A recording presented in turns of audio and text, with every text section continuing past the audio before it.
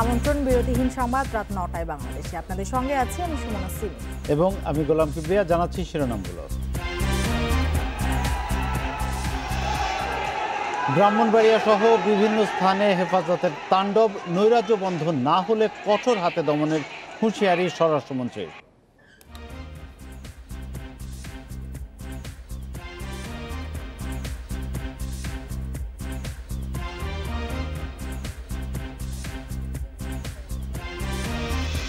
হাসিনা মোদি বৈঠকের পর সীমান্ত হত্যা, তিস্তা সহ রোহিঙ্গার সংকট সমাধানের পথ খুলতে পারে মনে করছেন বিশ্লেষকেরা।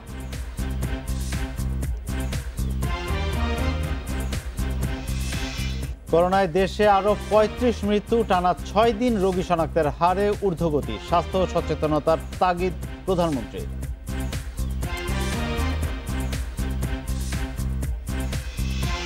শিরোনামগুলো শুনছিলেন, এবার বিস্তারিত। হেফাজতের তাণ্ডবে উত্তপ্ত ব্রাহ্মণবাড়িয়া। সকাল থেকে শহর জুড়ে সরকারি বেসরকারি বিভিন্ন স্থাপনায় হামলা, ভাঙচুর এবং অগ্নিসংযোগ করে হরতালকারীরা। এতে পুরো শহর জুড়ে ভীতিকর পরিস্থিতি তৈরি হয়, অবরুদ্ধ হয়ে পড়েন শহরবাসী। হরতালের সমর্থনে রোববার সকাল থেকে ব্রাহ্মণবাড়িয়া শহরের টিএর রোড সহ নানান সড়কে অবস্থান নেয় হেফাজত কর্মীরা। মিছিল নিয়ে চলে মহড়া। দুপুর পর্যন্ত পশ্চিম মেড্ডা ও সরাইলের খাটিহাতায় দফায় দফায় আইনশৃঙ্খলা বাহিনীর সঙ্গে হয় ধাওয়া পাল্টা ধাওয়া। এ সময় জেলা পরিষদ কার্যালয়, পৌরসভা কার্যালয়, পৌর মিলনায়তন, জেলা গ্রন্থাগার, আলাউদ্দিন সঙ্গীতায়ন, আনন্দময়ী কালীবাড়ি, উন্নয়ন মেলার অর্ধশতাধিক স্টলে আগুন দেওয়া হয়। বাদ যায়নি জেলা আওয়ামী লীগের সাধারণ সম্পাদক, ছাত্রলীগ সভাপতি ও সাধারণ সম্পাদকের বাড়িও। দুপুরে প্রেস ক্লাব ভবনেও হামলা চালায় হেফাজত কর্মীরা। আহত হন প্রেস ক্লাবের সভাপতি রিয়াজউদ্দিন জামি, আমাদের নতুন সময় পত্রিকার জেলা প্রতিনিধি আবুল হাসনাত রাফি সহ বেশ কজন। হামলার চেষ্টা হয়েছে ব্রাহ্মণবাড়িয়ার বিরাসারে বাংলাদেশ গ্যাস ফিল্ড কোম্পানি লিমিটেডের কার্যালয় ও জেলা পুলিশ লাইনসে। এক পর্যায়ে অলিগলিতেও আগুন দেয় হরতালকারীরা। নানা পয়েন্টে তোলে ব্যারিকেড। শহর জুড়ে সহিংসতায় অবরুদ্ধ হয়ে পড়েন বাসিন্দারা। এ নিয়ে কথা বলতে চাইলে প্রশাসন ও পুলিশ কর্মকর্তাদের সঙ্গে যোগাযোগ করা যায়নি। Independent news desk. Munshiganj, Narayanganj ও হবিগঞ্জ সহ কয়েক জেলায় তাণ্ডব চালিয়েছে হেফাজত কর্মীরা। যানবাহন ভাঙচুর ও বিভিন্ন স্থাপনায় আগুন দেয় হরতালকারীরা। পুলিশের সঙ্গেও সংঘর্ষে জড়ায় তারা। এসব ঘটনায় ওসি সহ আহত হয়েছে ১৫০ শতাধিক মানুষ। রোববার সারা দেশে সকাল সন্ধ্যা হরতালের ডাক দেয় হেফাজতে ইসলাম। সকালে নারায়ণগঞ্জের সিদ্ধিরগঞ্জে ঢাকা চট্টগ্রাম মহাসড়ক অবরোধ করে হরতাল সমর্থনকারীরা। বেলা ১১টার দিকে সাইনবোর্ড এলাকায় পুলিশ হরতালকারীদের সরিয়ে দিতে গেলে সংঘর্ষে জড়ায় হেফাজত কর্মীরা। দফায় দফায় সংঘর্ষে পুলিশসহ অন্তত ৫০ জন আহত হন। আক্রমণের শিকার হন গণমাধ্যম কর্মীরাও। ভাঙচুর করা হয় যানবাহন। কোথাও অপ্রীতিকর ঘটনা না ঘটে, সাধারণ মানুষের চলাফেরার যে গতি সেটা যাতে কোনো অবস্থায় ব্যাঘাত না ঘটে সেই লক্ষ্যে আমরা কাজ করছি। কিশোরগঞ্জে প্রায় ২ ঘন্টা ধরে তাণ্ডব চালায় হেফাজতে ইসলাম ও ইসলামী আন্দোলনের নেতাকর্মীরা। ভাঙচুর ও অগ্নিসংযোগ করা হয় জেলা আওয়ামী লীগ কার্যালয়ে। টিয়ার সেল ও রাবার বুলেট ছুড়ে পরিস্থিতি নিয়ন্ত্রণে আনে পুলিশ। আটক করা হয় কয়েকজনকে। প্রায় ১-১.৫ হাজার লোক এসে আওয়ামী লীগ এসে হামলা করছে। অতএব অবশ্যই এটা আইনি ব্যবস্থা গ্রহণ করতে হবে এবং আইনি ব্যবস্থার মাধ্যমে পরবর্তী তদন্ত সাপেক্ষ ব্যাপারটা বলা যাবে। মুন্সিগঞ্জে ঢাকা মাওয়া এক্সপ্রেসওয়ে অবরোধ করে হেফাজত কর্মীরা। তাদের সরিয়ে দিতে গেলে পুলিশের উপর হামলা, দোকানপাট ও যানবাহন ভাঙচুর করে হরতালকারীরা। এ সময় ১০ পুলিশ সদস্য সহ আহত হন ১৫০ শতাধিক মানুষ। সিলেটে হরতাল বিরোধী মিছিল ও সমাবেশে হামলা চালায় হেফাজত কর্মীরা। এ সময় দুপক্ষের সংঘর্ষে আহত হন ১০ জন। হবিগঞ্জের আজমিরিগঞ্জে পুলিশের পিকআপ ভ্যান ভাঙচুর ও ২টি মোটরসাইকেল পুড়িয়ে দেয় হরতালকারীরা। তাদের হামলায় আহত হন আজমিরিগঞ্জ থানার OC Nurul Islam. Mamunur Rashid, independent news desk. হেফাজতে ইসলামের ডাকা হরতালের প্রতিবাদে দেশের বিভিন্ন স্থানে বিক্ষোভ সমাবেশ এবং মিছিল করেছে আওয়ামী লীগ ও বিভিন্ন অঙ্গ সংগঠন। কিছু স্থানে হেফাজত কর্মীদের সাথে হরতাল বিরোধীদের সংঘর্ষ ও ধাওয়া পাল্টা ধাওয়ার ঘটনা ঘটেছে। সিলেটের সংঘর্ষে আহত হয়েছে অন্তত ১০ জন। হেফাজতের ডাকা রবিবারের হরতাল ও দেশের কিছু স্থানে তাণ্ডব ভাঙচুরের প্রতিবাদে সকালে চট্টগ্রাম প্রেসক্লাব চত্বরে জড়ো হয় ছাত্রলীগ, যুবলীগ সহ বিভিন্ন সংগঠনের নেতাকর্মীরা। বিক্ষোভ মিছিল নিয়ে নগরীর প্রধান প্রধান সড়ক প্রদক্ষিণ করেন তারা। হেফাজতের নাশকতার বিরুদ্ধে সবাইকে সোচ্চার হবার আহ্বান জানান বক্তারা। ছাত্রলীগ, যুবলীগের একজন সৈনিক বেঁচে থাকতে হেফাজত, জামাত শিবিরকে কোনোভাবেই তাদেরকে স্থান দেওয়া হবে না। স্বাধীন বাংলাদেশে এই ধরনের নৈরাজ্যকারী সৃষ্টিকারী যারাই হবে তাদের বীজ দাঁত ভেঙে দিতে হবে। সিলেট নগরীর তালতলা এলাকা থেকে আওয়ামী লীগের নেতাকর্মীরা হরতাল বিরোধী মিছিল বের করলে সংঘর্ষ বাধে হেফাজত কর্মীদের সাথে। আহত হন অন্তত 10 জন। ঘটনাস্থল থেকে 4 জনকে আটক করে পুলিশ। 26শে মার্চ আমাদের জাতীয় দিবস, স্বাধীনতা দিবস। সেই স্বাধীনতা দিবসকে কলঙ্কিত করার জন্য ওই রাজাকারেরাই সেদিন নৈরাজ্য সৃষ্টি করে সারা দেশে একটা বিশৃঙ্খল পরিস্থিতি সৃষ্টি করেছে। আওয়ামী লীগের নেতাকর্মীরা এই বিশৃঙ্খল অবস্থা কোনোভাবেই সহ্য করবে না। হেফাজতের হরতাল প্রতিহত করতে ফরিদপুরে মাঠে নামেন কয়েক হাজার আওয়ামী লীগ কর্মী। শহরের গুরুত্বপূর্ণ সড়কে বিক্ষোভ মিছিল করেন তারা। লক্ষ্মীপুরে সমাবেশ করেন জেলা যুবলীগের নেতাকর্মীরা। হেফাজতের তাণ্ডবের বিরুদ্ধে বিক্ষোভ মিছিল করেন তারা। হরতাল প্রতিরোধে সাধারণ মানুষের প্রতি আহ্বান জানান তারা। এছাড়া হরতালের বিপক্ষে বিক্ষোভ সমাবেশ হয়েছে গাজীপুর, গোপালগঞ্জ, ঝিনাইদহ, সিরাজগঞ্জ, নোয়াখালী সহ দেশের বিভিন্ন জেলায়। Shamima Rahman, independent news. আন্দোলনের নামে দেশের বিভিন্ন স্থানে নৈরাজ্য বন্ধ না করলে হেফাজতে ইসলামের বিরুদ্ধে কঠোর ব্যবস্থার হুঁশিয়ারি দিয়েছেন স্বরাষ্ট্রমন্ত্রী আসাদুজ্জামান খান। সরকার নমনীয় নয়, ধৈর্যের পরিচয় দিচ্ছে বলেও জানান তিনি। স্বরাষ্ট্র মন্ত্রণালয়ে আজ এক ব্রিফিংয়ে তিনি এ হুঁশিয়ারি দেন। শুক্রবার ঢাকা ও চট্টগ্রামের হাটহাজারীতে হেফাজত কর্মীদের এই নৈরাজ্য ভারতের প্রধানমন্ত্রীর সফরবিরোধী কর্মসূচিকে ঘিরে। এর রেশ ধরে ব্রাহ্মণবাড়িয়ার উপজেলা পরিষদ, থানা ভবন, ভূমি অফিস, পুলিশ ফাঁড়ি ও রেল স্টেশন সহ বিভিন্ন স্থাপনায় হামলা, অগ্নিসংযোগ। সবশেষ হরতাল ডেকেও দেশের বিভিন্ন স্থানে তাণ্ডব চালায় হেফাজত। পরিস্থিতি নিয়ে সচিবালয়ে জরুরি বৈঠকে বসেন স্বরাষ্ট্রমন্ত্রী, ক্যাবিনেট সচিব, মুখ্য সচিব, আইজিপি, বিজিবি প্রধান সহ বিভিন্ন গোয়েন্দা সংস্থার প্রধানরা। পরে স্বরাষ্ট্রমন্ত্রী জানান, হেফাজতে ইসলাম উচ্ছৃঙ্খল আচরণ বন্ধ না করলে জনগণের জানমাল ও সম্পদ রক্ষায় সরকার কঠোর অবস্থানে যাবে। আমাদের একটা অস্থিতিশীল পরিস্থিতি সৃষ্টি করার জন্য একটা সুন্দরভাবে যে দেশ চলছে সেইটাকে ব্যাহত করার জন্য তাদের এই প্রচেষ্টা। আমাদের নিরাপত্তা বাহিনী চরম ধৈর্যের সঙ্গে এগুলি অবজার্ভ করছেন এবং আমরা এটুকুই মনে করি যে এই কাজ যদি বন্ধ না করে তাহলে আমরা আমাদের প্রয়োজনীয় ব্যবস্থা আমরা গ্রহণ করব। নৈরাজ্যের সঙ্গে শুধু হেফাজত নয়, জামাত শিবির, হরকাতুল জিহাদ ও বিএনপির মদত থাকতে পারে বলে মনে করেন স্বরাষ্ট্রমন্ত্রী। কারণ যেটা আমরা অনুমান করছি যে পূর্বে যে জঙ্গিরা যে ধরনের একটা নাশকতা করার জন্য প্রচেষ্টা নিয়েছিল সেই রকম হতে পারে, জামাত শিবির হতে পারে এবং বিএনপির এরাও মদত দিতে পারে। তথ্য ও সম্প্রচার মন্ত্রী হাসান মাহমুদও নিজ দপ্তরে এক সংবাদ সম্মেলনে হুঁশিয়ারি দেন, জনগণের জানমালের নিরাপত্তায় বিশৃঙ্খলাকারীদের কঠোর হাতে দমন করা হবে। সরকারের দায়িত্ব হচ্ছে জনগণের জানমালের নিরাপত্তা বিধান করার জন্য, রাষ্ট্রে শান্তি, স্থিতি এবং সম্প্রীতি রক্ষা করার জন্য তাদেরকে দমন করা। সরকার অবশ্যই এটি কঠোর হস্তে দমন করবে। এদিকে স্বরাষ্ট্র মন্ত্রণালয়ের এক সংবাদ বিজ্ঞপ্তিতে জানানো হয়েছে, গুজব ছড়ানো, আইন অমান্যকারী ও নাশকতামূলক কাজে জড়িতদের চিহ্নিত করে আইনের আওতায় আনা হবে। Hasib Mahmud Shah, independent news, Dhaka. গোটা দেশকে সরকার অস্থিতিশীল করে তুলছে বলে অভিযোগ করেছেন বিএনপি মহাসচিব মির্জা ফখরুল ইসলাম আলমগীর।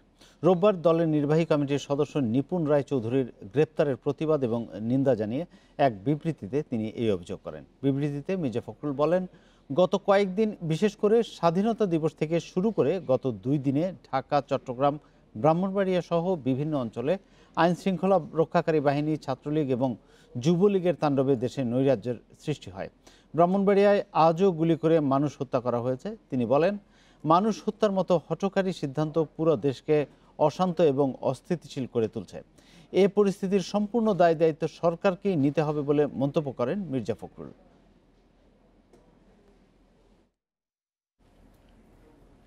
শনিবারের হাসিনা মোদি শীর্ষ বৈঠকের পর সীমান্ত হত্যা, তিস্তা সহ অভিন্ন নদীর পানি বণ্টন ও রোহিঙ্গা সংকট নিয়ে সমাধানের পথ খুলতে পারে বলে মনে করছেন বিশ্লেষকেরা। তবে আরেকটি অংশের মত, পররাষ্ট্রনীতিতে সাফল্য এলেও অভ্যন্তরীণ রাজনীতিতে নতুন পরিস্থিতি তৈরি হওয়ায় কিছুটা বিব্রত সরকার। করোনা মহামারীর মধ্যে বাংলাদেশে ভারতের প্রধানমন্ত্রীর প্রথম বিদেশ সফর। মুজিববর্ষ ও স্বাধীনতার রজত জয়ন্তীর আয়োজনে অংশ নেয়ার পর সফরের দ্বিতীয় দিন হাসিনা মোদির শীর্ষ বৈঠকে বাণিজ্য বাধা দূর, তথ্য যোগাযোগে সহায়তা, দুর্যোগ মোকাবিলা সহ সই হয়েছে 5টি সমঝোতা স্মারক। উদ্বোধন হয়েছে ঢাকা নিউ জলপাইগুড়ি ট্রেন চলাচল সহ 4টি প্রকল্প। পাশাপাশি দু দেশের যৌথ অগ্রযাত্রায় জোর দেন ভারতের প্রধানমন্ত্রী। एक साथ मिलकर आगे बढ़े, इस पूरे क्षेत्र के विकास के लिए उतना ही जरूरी है। এছাড়া মোদির এ সফরে সীমান্ত হত্যা, তিস্তা সহ অভিন্ন নদীর পানি বণ্টন ও রোহিঙ্গা সংকট নিয়ে সমাধানের পথ উন্মুক্ত হতে পারে বলে মনে করছেন সাবেক এই সচিব। আমরা অভিন্ন নদী পানির হিস্সা অংশ আমরা পেতে চাই। শুধু যে তিস্তা তা তো নয়, আরও অনেকগুলো নদী রয়েছে এবং আমার মতে আবার সীমান্ত হত্যা বন্ধ করার এটা আমাদের মানসিক দিক থেকে আমাদের খুবই বিপর্যস্ত করে, এটা বোঝানো সঙ্গত হবে। আন্তর্জাতিক সম্পর্ক বিশ্লেষকেরা বলছেন, পররাষ্ট্রনীতিতে সাফল্য থাকলেও অভ্যন্তরীণ রাজনীতিতে নতুন পরিস্থিতি তৈরি হয় কিছুটা বিব্রত সরকার। এই 50 বছরের মাথায় এসে দেখলাম প্রচুর দেশই এখন আগ্রহ প্রকাশ করছে। তো সেই প্রোডাকশন, সেই ইনভেস্টমেন্ট, সেটা যদি আমরা ধরে রাখতে পারি বা গ্রোথটাকে যেটাকে বলা হয় অর্থনৈতিক উন্নয়ন, মানুষের উন্নয়ন, সেটা যদি ধরে রাখতে পারি হিউম্যান ডেভেলপমেন্ট ইন্ডেক্স, তাহলে এমনিতেই আকর্ষণটা বাড়বে। বিশ্লেষকেরা বলছেন, নরেন্দ্র মোদীর সফর এ অঞ্চলের ভূ রাজনীতি নিয়ন্ত্রণ ও অর্থনৈতিক উন্নয়নে উল্লেখযোগ্য ভূমিকা রাখবে। Hasif Mahmud Shah, independent news, Dhaka. 1971-এর মুক্তিযুদ্ধে পাকিস্তান বাহিনীর বিরুদ্ধে স্থল, নৌ ও আকাশে মুক্তিবাহিনী এবং ভারতীয় মিত্র বাহিনীর যুদ্ধ পৃথিবীর ইতিহাসে সফলতম সামরিক অভিযানের একটি। একথা জানালেন যুদ্ধে অংশ নেওয়া ভারতীয় সেনাবাহিনীর অবসরপ্রাপ্ত মেজর জেনারেল নারায়ণ শঙ্কর নারী। সকালে ঢাকায় সেনা সদর দপ্তরে মুক্তিযুদ্ধে অংশ নেওয়া ভারতীয় সেনাদের এক সংবর্ধনা অনুষ্ঠানে একথা বলেন তিনি। বঙ্গবন্ধুর জন্মশতবার্ষিকী ও স্বাধীনতার সুবর্ণ জয়ন্তী উপলক্ষে 71-এর মুক্তিযুদ্ধে অংশ নেয়া ভারতের 3 বাহিনীর 36 বীর যোদ্ধা রবিবার সকালে সেনানিবাসে শিখা অনির্বাণে শ্রদ্ধা নিবেদন করেন। এই সময় প্রতিনিধি দলের প্রধান 71-এর যুদ্ধকে একটি ত্রিমাত্রিক যুদ্ধ হিসেবে উল্লেখ করে স্মৃতিচারণ করেন। 71 সালের যুদ্ধটি ছিল দুটি দেশ ও দুটি আলাদা বাহিনী সমন্বয়, যা একটি সফল যুদ্ধের মাধ্যমে লক্ষ্যে পৌঁছে, যেখানে ভারতীয় সশস্ত্র বাহিনী মুক্তিবাহিনীর সাথে এক হয়ে কাজ করেছে। অনুষ্ঠানে সেনা প্রধান জেনারেল আজিজ আহমেদ বলেন, এদেশের স্বাধীনতা যুদ্ধে ভারতীয় বাহিনীর সদস্যরা ভাইয়ের মতো কাঁধে কাঁধ মিলিয়ে যুদ্ধ করেছেন। আপনারা স্বাধীনতা যুদ্ধে কাঁধে কাঁধ মিলিয়ে যুদ্ধ করেছেন। আমাদের মুক্তিযোদ্ধারা যুদ্ধ করেছে স্বাধীনতার জন্য, আর আপনারা আমাদের লক্ষ্য অর্জনে সহায়তা করেছেন। আমরা কি কষ্টের মধ্য দিয়ে গেছি তা আপনারা জানেন। যুদ্ধে আপনাদের ভাইয়ের মতো অবদান ইতোমধ্যে আমাদের ইতিহাসের অংশ হয়ে গেছে। ভারতীয় প্রতিনিধি দলটি সকালে নৌ সদর দপ্তরের নৌবাহিনীর প্রধান অ্যাডমিরাল এম শাহিন ইকবালের সাথে সৌজন্য সাক্ষাৎ করেন। Arafatur Rahman, independent news, Dhaka. নৌবাহিনীর কর্মকর্তাকে মারধরের মামলায় আটকে গেল হাজী সেলিম পুত্র ইরফান সেলিমের জামিন। রোববার রাষ্ট্রপক্ষের আবেদনের শুনানি শেষে বিচারপতি ওবায়দুল হাসানের চেম্বার জজ আদালত 18 এপ্রিল পর্যন্ত তার জামিন আদেশ স্থগিত করেন। ফলে কারাগারেই থাকতে হচ্ছে এমপি পুত্রকে। এর আগে তাকে জামিন দিয়েছিল হাইকোর্টের একটি দ্বৈত বেঞ্চ। নৌবাহিনী কর্মকর্তাকে মারধরের মামলায় ইরফান সেলিমকে অভিযুক্ত করে চার্জশিট দিয়েছে পুলিশ, যদিও চার্জশিট থেকে হত্যা চেষ্টার ধারা বাদ দেওয়া হয়। এই মামলায় 6 মাস ধরে কারাগারে রয়েছেন ইরফান সেলিম। তার বিরুদ্ধে মাদক ও অস্ত্র আইনে মামলা হলেও তদন্তে কোনো প্রমাণ পায়নি পুলিশ, যদিও সুনির্দিষ্ট অভিযোগেই মামলা দুটি করেছিল র্যাব।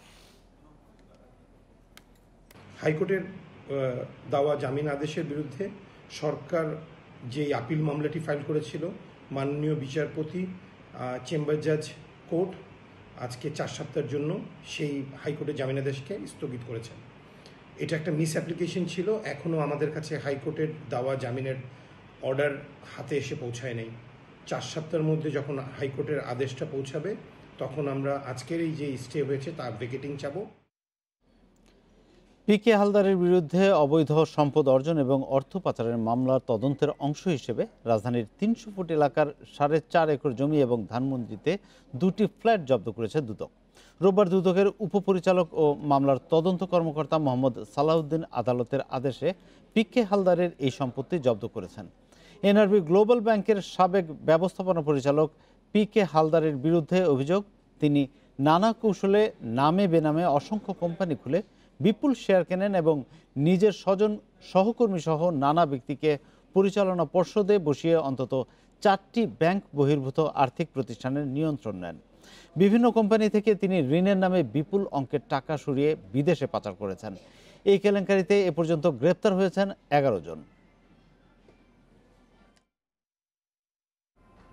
দুর্নীতি মামলার আসামি বা সন্দেহভাজন ব্যক্তির দেশ ত্যাগে নিষেধাজ্ঞা দিতে দুদককে বিশেষ জজ আদালতের অনুমতি নেয়ার বিষয়ে হাইকোর্টের রায় স্থগিতের আবেদনে সাড়া দেয়নি আপিল বিভাগের চেম্বার আদালত। ওই রায় স্থগিত চেয়ে দুদকের করা আবেদনটি 5 এপ্রিল আপিল বিভাগের নিয়মিত বেঞ্চে শুনানির জন্য পাঠিয়ে দিয়েছেন বিচারপতি ওবায়দুল হাসান। বিদেশ যেতে কাউকে বাধা দিতে আইন বা বিধি প্রণয়নের নির্দেশনা দিয়ে 16 মার্চ রায় দিয়েছিল হাইকোর্ট। তাতে বলা হয়েছিল, এ বিষয়ে সুনির্দিষ্ট আইন বা বিধি প্রণয়ন না হওয়া পর্যন্ত অনুসন্ধান ও তদন্ত পর্যায়ে কাউকে বিদেশ যেতে বিরত করতে হলে সংশ্লিষ্ট আদালত থেকে অনুমতি নিতে হবে। দেশে করোনায় আজ 35 জনের মৃত্যু হয়েছে, আর 9 মাসের মধ্যে সর্বোচ্চ 3908 জন নতুন রোগী শনাক্ত হয়েছেন। এ নিয়ে টানা 6 দিন ধরে চলছে এ হার। এমন পরিস্থিতিতে জনস্বাস্থ্য বিশেষজ্ঞরা বলছেন, আরেকটি চূড়ার দিকে যাচ্ছে করোনা সংক্রমণ। সারা দেশে এখন করোনা পরীক্ষা হচ্ছে 224টি ল্যাবে।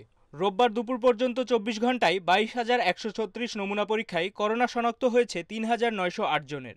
পরীক্ষা বিবেচনায় শনাক্তের হার 17.65%, যা গত 9 মাসের মধ্যে সর্বোচ্চ। দেশে মোট করোনা আক্রান্তের সংখ্যা দাঁড়ালো 5,95,714 জনে।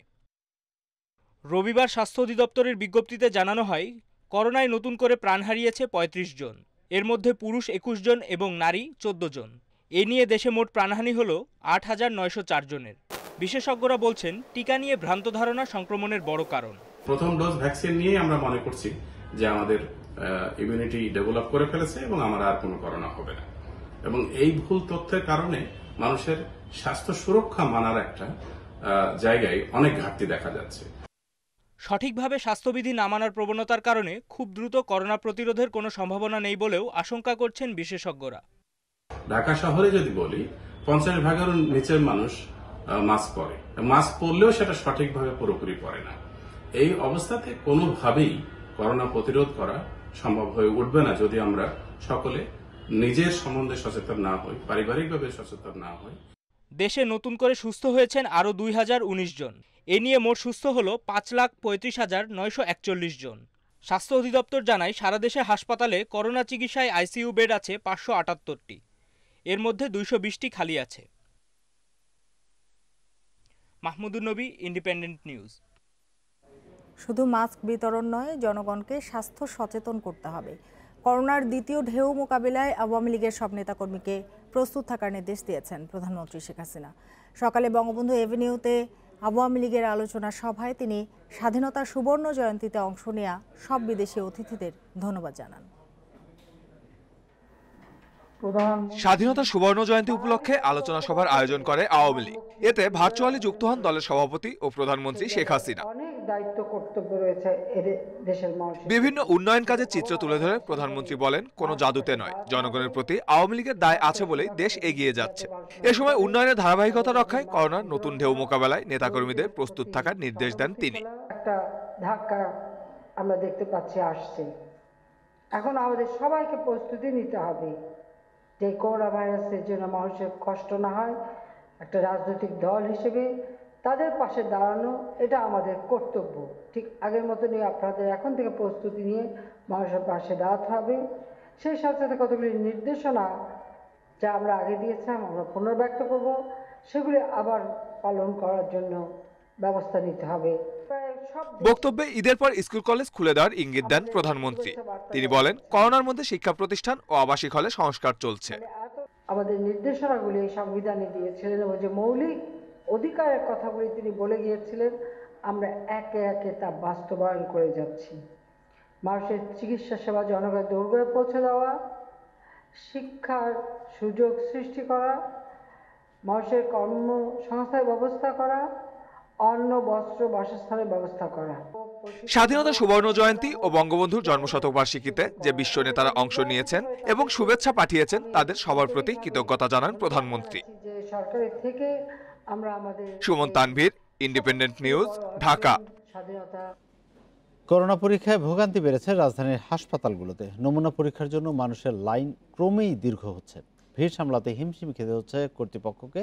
উপসর্গ ছাড়াই করোনা পরীক্ষার আগ্রহকে ইতিবাচক বলছেন বিশেষজ্ঞরা। উত্তরার ৪ নম্বর সেক্টরের বাসিন্দা শাহানা বেগম ছেলে মেয়েকে নিয়ে করোনা পরীক্ষা করতে এসেছেন। সকাল 8:30 থেকে কুয়েত বাংলাদেশ মৈত্রী হাসপাতালে অপেক্ষা করেও নমুনা দিতে পারেননি। শাহানা বেগমের স্বামী বেশ কয়েকদিন ধরে করোনায় ভুগছেন। এ অবস্থায় গত 2 দিন ধরে কয়েকটি হাসপাতালে ঘুরেও নমুনা দিতে না পেরে হতাশ। 2 দিন ধরে এসে আমরা ভোগান্তিতে পড়ে গেছি। আমাদের শুধু ঘুরাইতেছে যে এই 10টায় এসে 10টার আগে আসি, আবার বলতেছে না আমাদের ফিল আপ হয়ে গেছে, 30 জনের বেশি ভোর থেকে লাইন ধরতে হবে, 30 জনের বেশি নেব না। এইভাবে যদি আমাদের বারবার আসতে হয় তারপরও কাজ না হয়, তাহলে আমরা কিভাবে সচেতন হব? গত কয়েকদিনে উপচে পড়া ভিড় সামাল দিতে হিমশিম খাচ্ছে কুয়েত মৈত্রী হাসপাতাল। এখানে শনিবার নমুনা নেওয়া হয় 160 জনের, অথচ হাসপাতালটির দিনে সর্বোচ্চ 94টি নমুনা পরীক্ষা করতে সক্ষম। বিড়ম্বনা কাটাতে শিগগিরই অনলাইনে নিবন্ধনের কথা ভাবছে কর্তৃপক্ষ। রেজিস্ট্রেশন আগে থেকে করে ফিক্সড করে দেব যে ওনারা আসুক, অন্যরা পরের দিন আসুক, কারণ এসে হয়রানির শিকার হচ্ছে, একদিন পরে আসাই বেটার। রাজধানীর অন্যান্য হাসপাতালেও বেড়েছে করোনা পরীক্ষার ভিড়। স্বামী করোনায় আক্রান্ত হওয়ায় মেয়েকে নিয়ে কুর্মিটোলা হাসপাতালে নমুনা দিতে এসেছেন গৃহিণী চৌধুরী নাসিমা। হার্টের পেশেন্ট তো একটু খারাপ ছিল অবস্থাটা, কাজে পাশে থাকতেই হয়েছে। প্রোটেকশন নিয়েছিলাম, বাট থাকতে হয়েছে। বাবার পজিটিভ, সেই কারণেই আমরা বাসার সবাই আবার করছি। আমার কোনো সিমটম নাই এখন।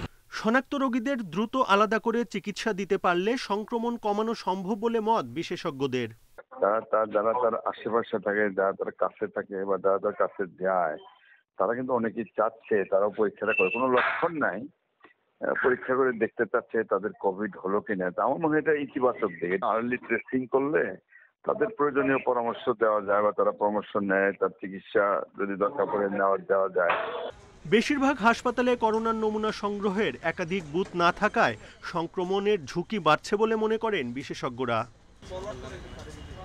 Buddhadeb Kundu, independent news, Dhaka. Corona ভাইরাসের ঊর্ধ্বগতির মধ্যেই রাজধানীতে কাঁচা বাজারগুলোতে স্বাস্থ্যবিধি মানার কোনো বালাই নেই। সকালে রাজধানীর কাঁচা বাজার ঘুরে দেখা গেছে সামাজিক দূরত্ব মানছেন না ক্রেতা এবং বিক্রেতারা। এমনকি অধিকাংশ ক্রেতা ও বিক্রেতার মুখে মাস্ক ব্যবহারে রয়েছে অনীহা। মার্চে লাফিয়ে লাফিয়ে বাড়ছে করোনা সংক্রমণ। বিভিন্ন পর্যায় থেকে স্বাস্থ্যবিধি মানার নির্দেশনা দেয়া হচ্ছে। জনস্বাস্থ্য বিশেষজ্ঞরা কাঁচা বাজারগুলোকে করোনা সংক্রমণ বাড়ার অন্যতম স্থান বলছেন, কিন্তু সেখানে স্বাস্থ্যবিধি মানছেন না কেউ, করা হচ্ছে না তদারকিও। মাছ পরমু, মাছ তো আছে, সাথে তো আছে, অনেক কত শোনা যায় না, বোঝা যায় না। 60% লোকের মুখেই মাছ নাই, তাহলে করোনা বাড়বে না কেন? মানুষ মরবে না কেন? মাস্ক অবশ্যই ব্যবহার করা উচিত। আপনি করেন না কেন? আমি করি নাই, হয়তো আমি করছি, ছিঁড়ে গেছে, দম কাজ করার ফাঁকে দম নিতে খুব কষ্ট হয়, গরম, এই জন্য হয়তো খুলে ফেলছি। কোনো বাজারে ঢোকার মুখে তাপ মাপার যন্ত্র নেই, হাত ধোয়া বা স্যানিটাইজ করার ব্যবস্থাও নেই। করোনা বাড়ছে, আল্লাহ দিতেছে, করোনা বাড়তিছে, এটা কি আমরা কেউ আনছি দুনিয়ায়? আপনি আনছেন। মাস্ক আমাদের লাগে না, আমাদের মাস্ক এখানে আড়তে আজ পর্যন্ত এই 2 বছরের ভিতরে শুনছি করোনা আসছে, কারণ বাজার আড়তে কাউকে মাস্ক লাগে না। মাছা আছে পরবো, ঠিক আছে, পরবো, ওখানে পরবো, মাছা আছে। রাজধানীর সব বাজারের চিত্রই একই রকম, কিন্তু মার্কেট কর্তৃপক্ষ বা সিটি কর্পোরেশনের এখনো কোনো পদক্ষেপ নেই। Mahmudul Hasan, independent news, Dhaka. Format পরিবর্তনীয় ভাগ্য বদলায়নি বাংলাদেশের। প্রথম টি-20তে নিউজিল্যান্ডের কাছে 66 রানে হেরেছে মাহমুদুল্লাহর দল। পরিকল্পনাহীন বোলিং আর বাজে ফিল্ডিংয়ের সুযোগে বড় সংগ্রহ পায় নিউজিল্যান্ড। ঝোড়ো 50 করেন ডেভন কনওয়ে ও উইল ইয়াং। 211 রানের লক্ষ্যে সৌদির স্পিনের নড়বড়ে ব্যাটসম্যানরা ধুঁকতে থাকা বাংলাদেশ শেষ পর্যন্ত করেছে 8 উইকেটে 144। কাঁধের চোটে প্রথম টি-20তে বিশ্রামে মুশফিক, শরীফুল ও নাসুমের অভিষেকের অপেক্ষা ফুরিয়েছে। শুরুর 2 ওভারে নাসুমের বাজিমাত, ফিন অ্যালান ও মার্টিন গাপটিলকে ফিরিয়ে অভিষেক রাঙালেন। ম্যাচে বাংলাদেশের পক্ষে সেরা বোলিং ফিগারটা তাঁর দখলে। আরেক অভিষিক্ত শরীফুল প্রথম ম্যাচেই চাপ নিতে ব্যর্থ। বাঁহাতি মিডিয়াম পেসারের উপর ঝড় তুলেছেন কনওয়ে ইয়াং জুটি।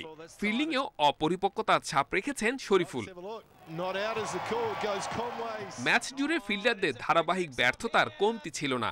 দৃশ্যপটে কখনো মাহিদি, কখনো সৌম্য। ওয়ানডেতে সেঞ্চুরি দেখা পেলেও টি-20তে ম্যাজিক ফিগার অধরা থেকে গেছে কনওয়ের। তার অপরাজিত 92, ইয়াংয়ের ঝোড়ো 53 আর ফিলিপসের 24 ক্যামিওতে 200 ছাড়ায় নিউজিল্যান্ড। সামর্থ্যের বাইরে টার্গেট, রানে ফেরার চ্যালেঞ্জে পরাজিতদের দলে লিটন। ভালো শুরু করে নাইম ধরা দেন ফার্গুসনের এলবিডব্লিউর ফাঁদে। বাংলাদেশের মিডল অর্ডার একাই ধসিয়ে দেন সৌদি। সৌম্য, মিঠুন, মাহমুদুল্লাহ, মাহিদিদের অসহায়ত্ব ফুটে উঠেছে। ধ্বংসস্তূপের মধ্যে দাঁড়িয়ে আফিফ ও সাইফুদ্দিনের ব্যাটিং ইতিবাচক। তাতে 2010 সালে সিডন পার্কে 78 রানের অল আউটের লজ্জা মুছতে পেরেছে বাংলাদেশ। Saiful Majumder, independent news. ওয়ানডের পর টি-20তেও অব্যাহত ব্যর্থতা। ছোট মাঠের সুবিধা কাজে লাগাতে না পারার আক্ষেপ আফিফের। বলছেন, দল হিসেবে খেললে হয়তো রান পাহাড়ের চূড়ায় ওঠা সম্ভব হতো। সিনিয়র ব্যাটসম্যানদের ব্যর্থতায় হতাশা অধিনায়ক রিয়াদের। বললেন, বড়রা যেহেতু পারছে না, দায়িত্ব নিতে হবে তরুণদেরই। 44 রানে 4 উইকেট হারানোর পর আফিফের এমন প্রতিরোধ। অনায়াস সপ্রতিভ, উইকেটের চারপাশে দেখার মতো সব শট। দেখে বোঝা যায় না একটু আগে এই উইকেটে কি দুর্ভোগের মধ্য দিয়ে যেতে হয়েছে টপ অর্ডার ব্যাটসম্যানদের।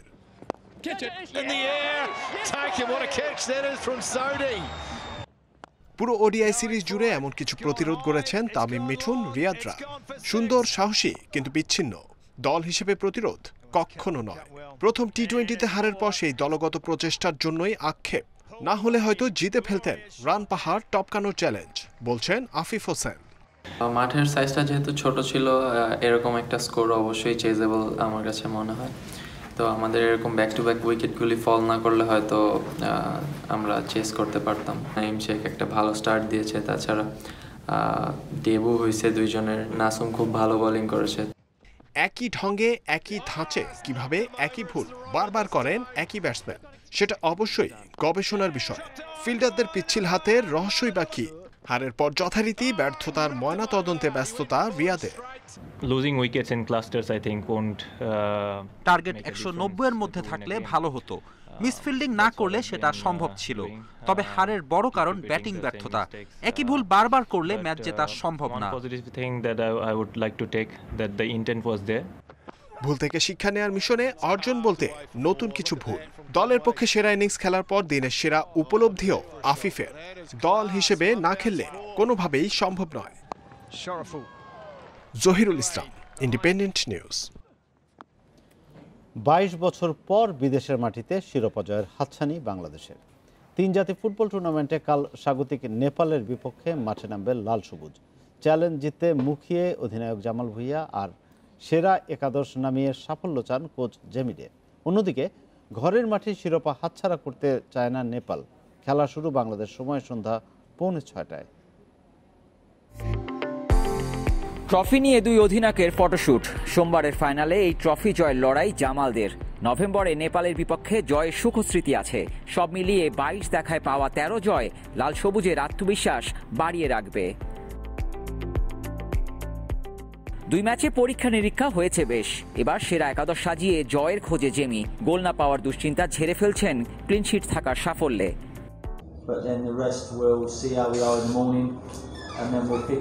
অল্প কয়েকদিনে দুটি ম্যাচ খেলেছি, ফাইনাল কঠিন হবে সন্দেহ নেই। 2 ম্যাচে সেরাদের নিয়েই একাদশ সাজাবো। এটা ভালো দিক যে প্রতিটি পজিশনেই বিকল্প ফুটবলার আছে। So we get more people involved in the game again. Target হচ্ছে আমি ট্রফি নিয়ে যাব বাংলাদেশে, এটা আমার শুধু টার্গেট। আর ভালো খেলতে হবে, আর যেটা কোচ বলছে সবসময় ভালোভাবে ফর্ম করতে হবে। গোল না পাওয়ার হতাশা নেপালেরও, তবে স্বাগতিকদের পক্ষে থাকবে দশরথের 12,000 দর্শক। আশা করছি ফাইনালে আমরা গোল পাব। বাংলাদেশ ভালো দল, ওদেরকে হারিয়ে শিরোপা জয় করাটা কঠিন হবে। ফাইনালে চাপমুক্ত থাকতে আগের দিন হোটেলে জিম আর সুইমিংয়ে সময় কাটিয়েছেন ফুটবলাররা। 18 বছর আগে এমনই এক ট্রফি জয় করেছিল বাংলাদেশ, আবারও সেই ট্রফি জয়ের সুযোগ। স্বাধীনতার 50 বছরে এই ট্রফি জয় করে জামালরা বাংলাদেশের ফুটবলকে বদলে দিবেন এমন প্রত্যাশা সবার। Abidur Rahman, independent news, Dasharath Rangasala stadium, Kathmandu, Nepal. করোনাকালে শুরুর অপেক্ষায় বঙ্গবন্ধু বাংলাদেশ গেমস। 378টি স্বর্ণের জন্য লড়বে প্রায় 5,500 অ্যাথলিট। স্বাস্থ্য সুরক্ষায় সর্বোচ্চ গুরুত্ব দিতে এরই মধ্যে গঠন করা হয়েছে মেডিকেল টিম। প্রত্যেক ভেন্যুতেই থাকবে পর্যাপ্ত সুরক্ষা ব্যবস্থা। বৃহস্পতিবার ভার্চুয়ালি গেমসের উদ্বোধন করবেন প্রধানমন্ত্রী শেখ হাসিনা।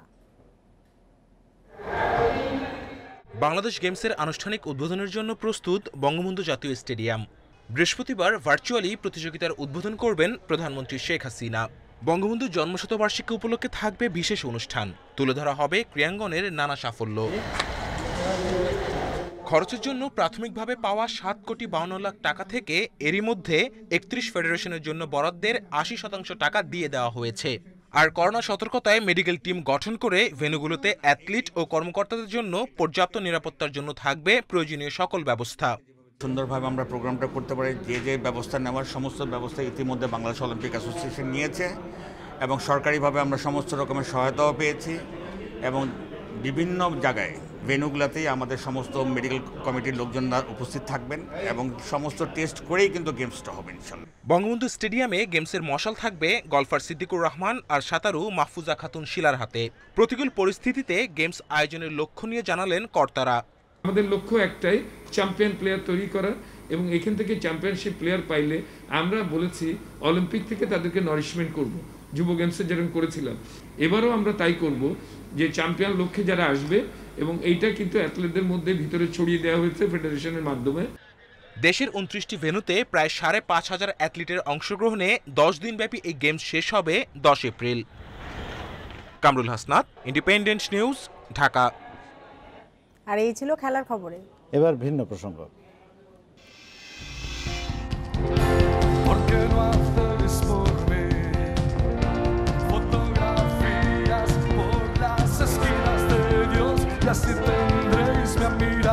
করোনায় পরিবর্তিত বিশ্বের সঙ্গে খাপ খাওয়ানোর চেষ্টা বিশ্বজুড়ে।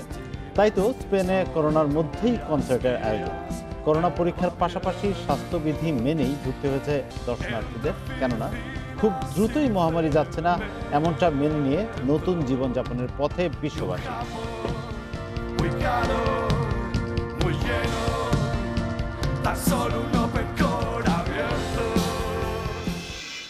আর এ নিয়ে প্রতিবেদনটি থাকছে সংবাদের শেষ অংশে। যাচ্ছি পরের প্রসঙ্গে। রাজধানী জুড়ে মশার ভয়াবহ উপদ্রব, এতে বাজার সয়লাভ ভেজাল মশার কয়েলে। নারায়ণগঞ্জ যাত্রাবাড়ি ড্যামরা এলাকার কারখানাগুলোতে তৈরি হচ্ছে 10 থেকে 15 ব্র্যান্ডের নকল কয়েল। এসব কারখানায় নেই ল্যাব কেমিস্ট। স্বাস্থ্য বিশেষজ্ঞরা বলছেন ক্ষতিকর কয়েল হতে পারে ক্যান্সার, কিডনি বিকল সহ নানা জটিল রোগের কারণ। রাজধানীর কদমতলীর মুরাদপুর এলাকার এই কারখানার শ্রমিকেরা দিনরাত ব্যস্ত কয়েল তৈরিতে। কারখানার কথিত ল্যাবে S-ভায়োথিন এবং D-অ্যালোথ্রিনের মতো উচ্চমাত্রার কীটনাশক এবং বিভিন্ন কেমিক্যাল দিয়ে কয়েল তৈরির উপাদান তৈরি করছেন এই ব্যক্তি। তবে তিনি কোনো কেমিস্ট নন, কেমিক্যাল মেশাচ্ছেন নিজের মন মতো। আগের কাজ করতে করতে একটু হয়েছি না, তার মহাজনই বলছে আমাকে এটা করতে। আর কাতের কাম ভালো তো, সেই জন্য 120 কেজি পরিমাণ আমরা 200-250 গ্রাম কেমিক্যাল দিয়ে দিই। এটা এইখানে কোনো মানে ল্যাবের এটা একটু কম দরকার হয়। কয়েল তৈরিতে কীটনাশকের পাশাপাশি ব্যবহার হচ্ছে কাঠের গুঁড়া, কাপড়ের রং। তবে কোন উপাদান কতটুকু ব্যবহার হয় তা জানা নেই শ্রমিকদের।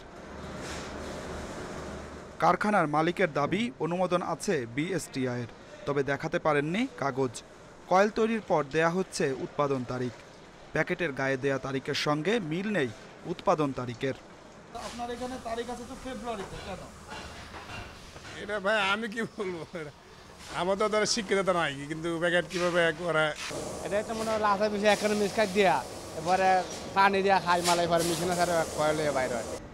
যাত্রাবাড়ির মেম্বার বাড়ি এলাকার এই কারখানায় মশার কয়েলে মেশানো হচ্ছে কৃষিকাজে ব্যবহারের কীটনাশক। জমিতে যেটা ছিটাই দেয় ওটা তো কাঁচা, ইরি দানে বিভিন্ন কিছুতে দেয়, সেটা হলো পোকামাছি মারার জন্য। আর এটা দিলে এটা আগুনি পোড়ার পরে যে ধুয়োটা বাড়ে সেই ধুয়োটায় মশাটা যায়। এমন অনিয়ন্ত্রিত মানের কয়েলই বেশি বাজার জুড়ে। বিশেষজ্ঞরা বলছেন যথেচ্ছভাবে কীটনাশক মেশানো এসব কয়েল ব্যবহারকারীদের জন্য ক্যান্সার সহ মারাত্মক স্বাস্থ্য ঝুঁকি তৈরি করছে। কার্বন মনোক্সাইড বিষ একটা রীতিমতো পয়জন। তাহলে যদি কার্বন মনোক্সাইড তৈরি হয় এবং সেটা যদি কেউ নেন তাহলে তার একটা বিষের মতো তার শরীরে এটা ঢুকতে থাকবে এবং এটার পরিমাণ বেশি হলে তৎক্ষণাৎ কারো সমস্যা হতে পারে, আর যদি ধীরে ধীরে আসে এটা স্লো পয়জনের মতো হবে। 2016 সালে সিঙ্গাপুরের একটি গবেষণাগারে বাংলাদেশের বাজারে প্রচলিত 24টি ব্র্যান্ডের মশার কয়েল পরীক্ষা করা হয়, যার মধ্যে 20টি ব্র্যান্ডের কয়েলেই মিলেছে ক্ষতিকর মাত্রার রাসায়নিক পদার্থ। কিন্তু এরপরও বন্ধ হয়নি এসব coil. Adilur Rahman, independent news, Dhaka. রাজধানীর বাজারে এক মাসের ব্যবধানে প্রতি কেজি সোনালী জাতের মুরগির দাম বেড়েছে 100 টাকা। এই দাম বৃদ্ধির জন্য বরাবরের মতো ব্যবসায়ীরা সরবরাহ কমার অজুহাত দিচ্ছেন, আর ক্ষুব্ধ ক্রেতারা দায়ী করছেন ব্যবসায়ীদের সিন্ডিকেটকে। কারওয়ান বাজার সহ রাজধানীর অন্যান্য বাজারে মুরগির কোনো অভাব নেই, কেনা যাচ্ছে চাহিদা মাফিক, কিন্তু গুনতে হচ্ছে বাড়তি দাম। মার্চের শুরু থেকে নিয়ন্ত্রণের বাইরে চলে যায় মুরগির দাম, যা এখনও লাফিয়ে লাফিয়ে বাড়ছে। গত মাসে 1 কেজি ব্রয়লার মুরগি 120 টাকায় বিক্রি হলেও এখন 160 থেকে 170 টাকা। টিসিবির হিসাবে যা গত বছরের একই সময়ের চেয়ে 44% বেশি। 220 টাকা থেকে বেড়ে প্রতি কেজি 350 থেকে 360 টাকায় বিক্রি হচ্ছে সোনালী মুরগি, আর দেশি মুরগির কেজি 520 টাকা।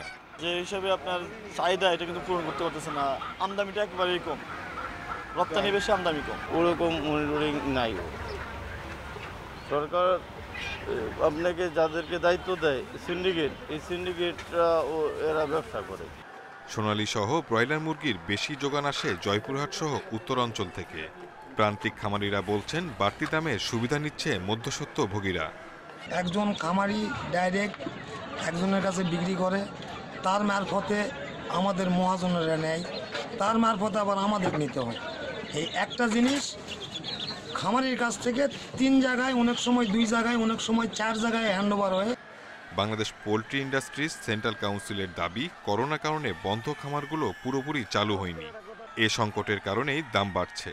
ডিমান্ড সাপ্লাইটা ব্রেক করেছে, সাপ্লাইটা একটু বেড়েছে কিন্তু যতটুকু বাড়ার কথা ততটুকু বাড়ে নাই, কিন্তু ডিমান্ডটা তো বেড়েই গেল। যেহেতু ডিমান্ড আগের মতো না বাড়লেও কিন্তু যে পরিমাণ ফার্ম কমেছে, যেই পর্যন্ত মাংস উৎপন্ন হয় সেই পরিমাণে একটু বেশি ডিমান্ডটা বেড়েছে। বন্ধ খামারগুলো চালু হলে সরবরাহ বাড়বে, এর প্রভাবে দাম কমবে বলে আশা ব্যবসায়ীদের। Shahid Ahmed, independent news, Dhaka. নির্মাণের 1 মাসের মধ্যে যশোর খুলনা মহাসড়কের একটি বড় অংশ চলাচলের অনুপযোগী হয়ে পড়েছে। খানাখন্দ সৃষ্টি হয়ে পালবাড়ি মোড় থেকে রাজঘাট পর্যন্ত এলাকা ভয়াবহ আকার ধারণ করেছে। নিম্নমানের নির্মাণ সামগ্রী ব্যবহারের কারণেই এমন অবস্থা বলে অভিযোগ স্থানীয়দের। দ্রুত এ ব্যাপারে ব্যবস্থা নেওয়ার কথা জানিয়েছে সড়ক বিভাগ। যশোর শহরের পালবাড়ি মোড় থেকে অভয়নগরের রাজঘাট পর্যন্ত 38 কিলোমিটার মহাসড়কের নির্মাণ কাজ শুরু হয় 2017 সালের জুলাইয়ে। 2টি ধাপে 321 কোটি টাকায় প্রকল্পের কাজ শেষ হয় গেল বছরের ডিসেম্বরে। কিন্তু কাজ চলার সময়ই মহাসড়কটির বিভিন্ন জায়গায় দেবে যেতে দেখা যায়। গেল 2 মাসে অবস্থার আরও অবনতি হয়েছে, তৈরি হয়েছে খানাখন্দ। স্থানীয়দের অভিযোগ, নিম্নমানের সামগ্রী ব্যবহারের কারণেই এ অবস্থা। অনেক গাড়ি উল্টে পাল্টি টাল্টি খেয়ে বড় ধরনের বিপদ হয়। ছোট গাড়িগুলো চলতে পারে না। টাকা তো যে পরিমাণ ব্যয় মানে সরকার পাস হয়েছে সেই পরিমাণ টাকা যদি রাস্তায় দিত খরচ করতো তাহলে আপনার মনে করেন 10 বছরের মধ্যে এটা খোয়া উঠতো না। এ ব্যাপারে ঠিকাদারি প্রতিষ্ঠান তমা কনস্ট্রাকশন ও মাহবুব ব্রাদার্সের সঙ্গে যোগাযোগ চলছে বলে জানিয়েছে সড়ক বিভাগ। আগামী জুনের মধ্যে এ সমস্যার সমাধানের আশা কর্তৃপক্ষের। সেই ঠিকাদার তার নিজের খরচে দেশের স্বার্থে সে প্রাথমিক প্রথমবার সে এগুলো আবার সম্পূর্ণরূপে নতুনভাবে সে করে দিবে। মতো পরিকল্পনা সব গ্রহণ করা হয়েছে এবং ইনস্ট্রুমেন্ট চলে আসছে। আর আগামী 4 থেকে 5 মাসের মধ্যে আমরা সকল কাজ সম্পন্ন করতে পারবো ইনশাআল্লাহ। আসছে বর্ষায় দুর্ভোগের আশঙ্কায় তার আগেই মহাসড়কের ভাঙাচোরা অংশ ঠিক করার দাবি স্থানীয়দের। Dependent news desk. 11তম দিনে এসেও জমে ওঠার লক্ষণ নেই 21-এর বইমেলায়।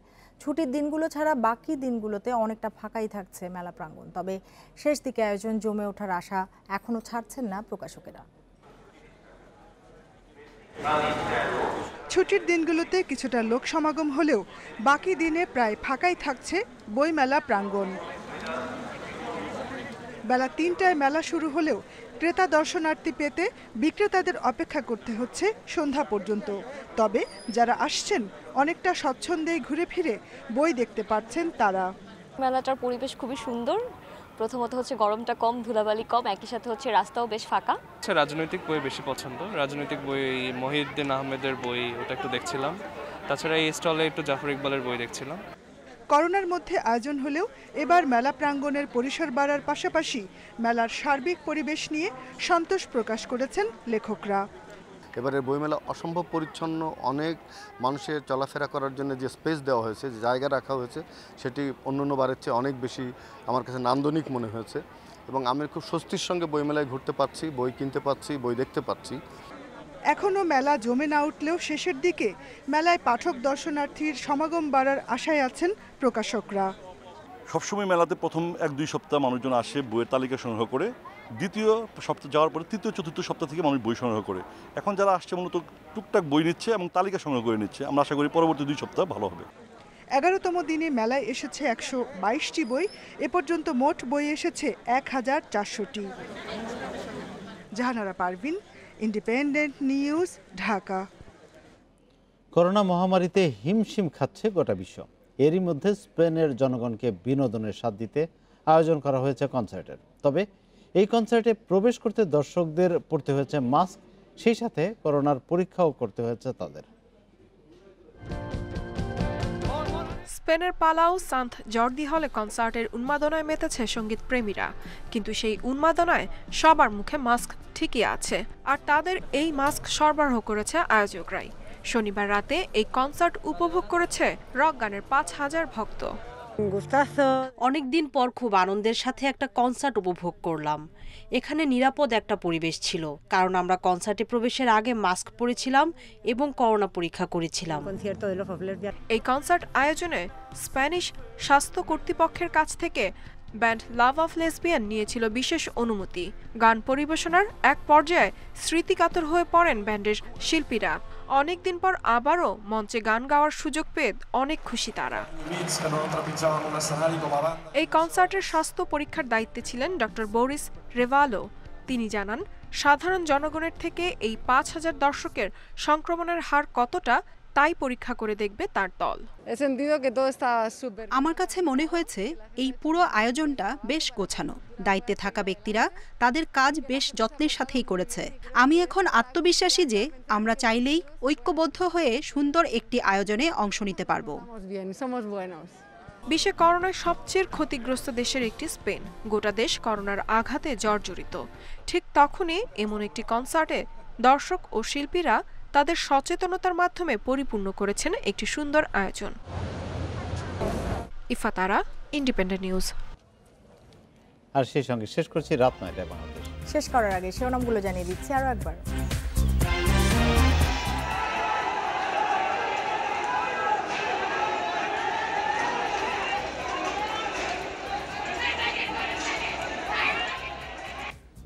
ব্রাহ্মণবাড়িয়া সহ বিভিন্ন স্থানে হেফাজতের তাণ্ডব, নৈরাজ্য বন্ধ না হলে কঠোর হাতে দমনের হুঁশিয়ারি স্বরাষ্ট্রমন্ত্রী। হাসিনা মোদি বৈঠকের পর সীমান্ত হত্যা, তিস্তা সহ রোহিঙ্গা সংকট সমাধানের পথ খুলতে পারে মনে করছেন বিশ্লেষকরা।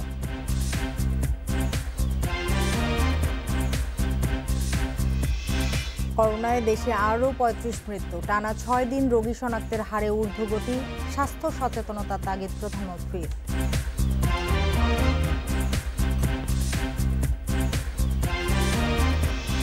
আর এই ছিল আজকের রাত ৯টায় বাংলাদেশে। ইন্ডিপেন্ডেন্ট টেলিভিশনের সব খবর আরও বিস্তারিত জানতে চোখ রাখুন আমাদের ফেসবুক, ইউটিউব এবং টুইটারে। সাথে থাকার জন্য ধন্যবাদ।